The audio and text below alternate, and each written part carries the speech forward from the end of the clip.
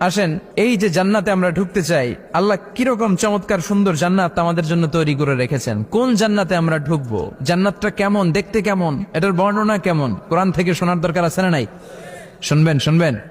আসুন আমরা শুনি আল্লাহ তাআলা জান্নাতের ভেতরে আমাদের জন্য কি নাজ নেয়ামত তৈরি করে রেখেছেন।